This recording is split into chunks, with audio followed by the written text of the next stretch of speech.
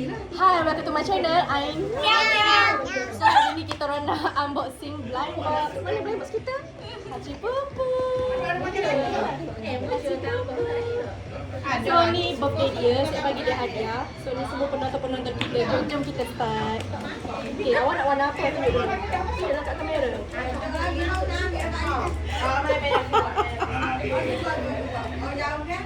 Saya warna ni, saya nak warna pink. Okey, jom kita start. Okey.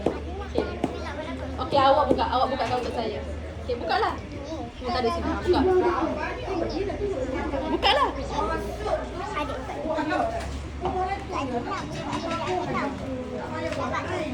Okey. Kalau Kalong tak buka ke?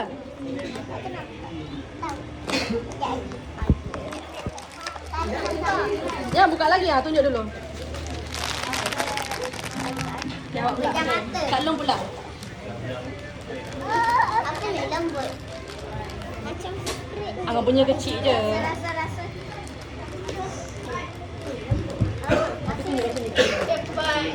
Lama. Buka macam tu, macam tu. Orang nak surprise ni. Okey. Siapa nak buka yang ni? Saya. Okey, korang kena lak tali tampil. Siapa yang menang nak buka? Sana. Sini.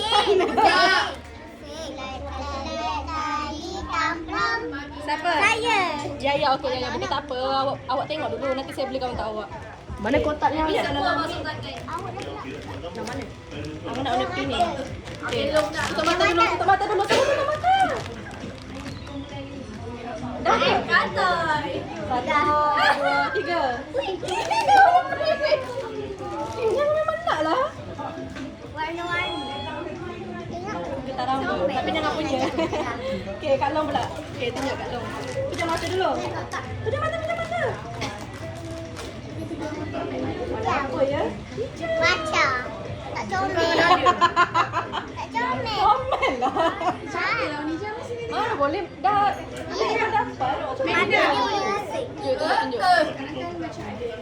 Sengkang mati. Okey lah tu. Mana Angah punya? Angah punya ni. Okey, bye. Bye dulu. Bye. Bye.